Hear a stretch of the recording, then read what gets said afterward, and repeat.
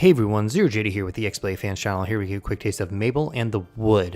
The story being what I think the story is I am this summoned girl here who can actually take on the form of the creatures I have killed. I actually just killed this stone boss here. I killed a spider boss earlier and I become a kind of spider thing. But that's kind of the most interesting part of this sort of platformer game is that if you see in the upper left, I got this little yellow bar. If I hit A, I kind of drop my sword and I can turn into a fairy. And then I call my sword back. And if you see that dotted line, anything between me and the sword will take damage. So I can just do that around. But if you notice, I go really slow. So it's kind of going like that. And the charge resets when you hit the ground. And it's like the second you hit the ground. So you can kind of chain that. So like I said before, I killed this spider and I have this ability to now just throw it and pull myself to it. And that gets me around real fast. And then I recently killed this stone guy here. And it was a very annoying boss fight that was not really clear on exactly what I had to do, and I had to kind of stumble into it. I actually had to look up the answer. So I have now the ability to just kind of, yeah. But I got summoned by some kind of cult, and I'm supposed to deliver them. I don't know. I'm going to go talk to this cultist right here. Yes. But one of the... This is a kind of platformer thing, but it doesn't control the best. It's kind of annoying. It's kind of janky, if that makes sense. But now I can kind of just keep going this way. I had to do this really annoying platforming up a mountain earlier that was not fun whatsoever. But yeah, the entire idea about changing forms, because if you're in the air, you can actually do that and change while in the air and I can get the spider and go wee, and then I can go up here, turn stone form, and then crush. Oh, it didn't work how I thought it would, but oh well. But there's a lot of just spamming your forms back and forth because you move so slow. What are we doing? Fairy form so far has been the most useful, because you can kind of just bounce around, and like I said before, if an enemy's between you and their weapon, they get killed.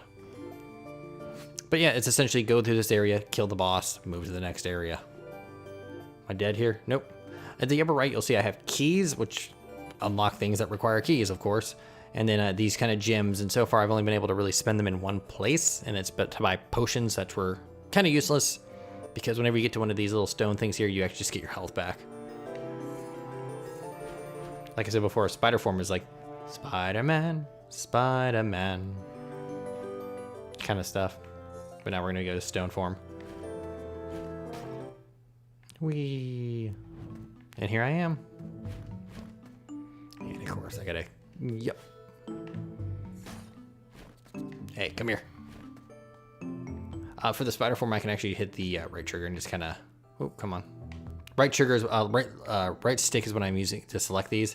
And if I kind of hold the left trigger, I can aim and whee. Let's actually switch back to my stone form. I'm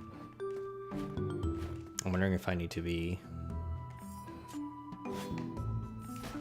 There it is. See, like that's when it kind of gets real cool, where you're kind of chaining stuff together. But when it's just normal platforming, like this is controls like really weird, and I don't know how to actually kind of put it into words, but it doesn't feel all that good. Oh god.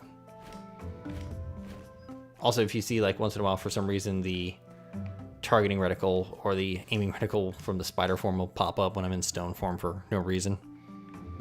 Hello, little grub friend. Murder him. Oh, and ew. Cool, whatever. There we go.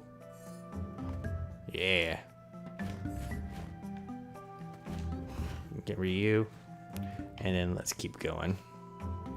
So at the end of this, there'll be a boss. And then I'll move to the next area. Gotcha. I didn't like that I had kind of just left my sword there.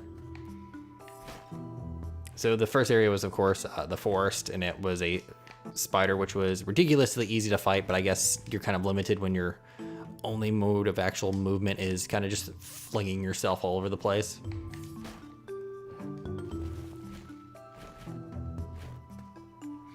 And like I said before, the only time it resets is when you hit the ground. Excuse me. Did that owl have a construction helmet on? Come on.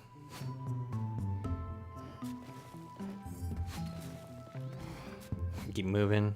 Yeah, like I don't really worry about taking health damage outside of the boss. Wow, that really lets you kind of truck, doesn't it, if you do it. So yeah, that stone boss was essentially I had to get him to like continually pave a hole downwards, and then that was like a one-hit kill, and that was it. So I didn't do any direct damage to him. The spider I was of course stabbing with my sword. It's actually a lot like my own level I was just in. I was going up platform, and so on. But yeah, other than that, you move really slow. Also, that's the best way to open a door is to throw a sword at it. Should be a requirement in all games now. I don't have a map, but whatever, we're going up.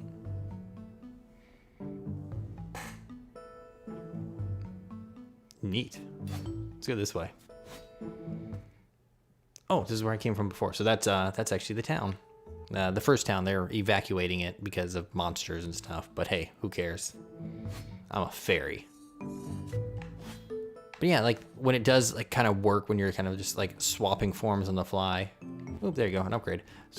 Swapping forms on the fly in the air. It's really cool. But when you're kind of navigate around a boss in this fairy form and you keep getting hit, and like probably took me 20-25 minutes to figure out how to actually kill the boss, because I assume what they wanted you to do is learn from the enemies that came before him, who would see you and then run off the edge and kill themselves.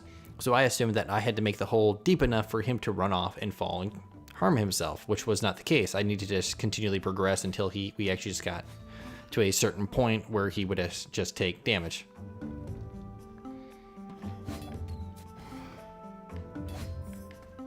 Bye. Cool.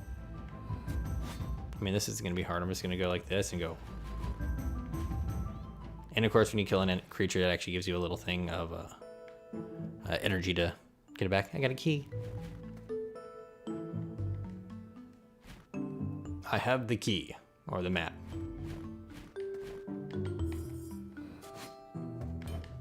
So far, this stone form is the most useful because I can just brute force a hop. Come on, let's get going. We're gonna open a door and then we'll wrap this up.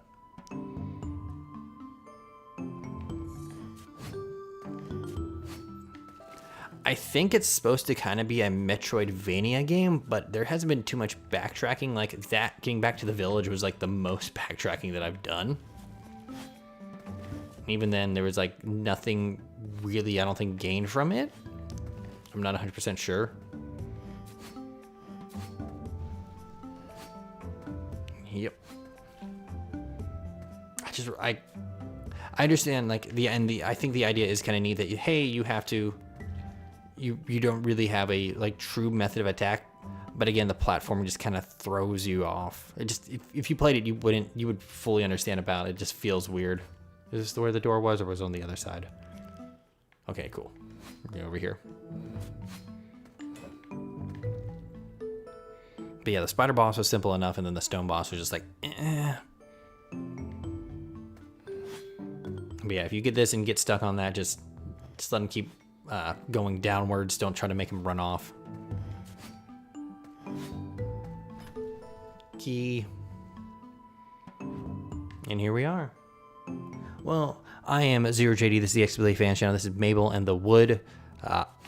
It's interesting, but the platforming in that one boss fight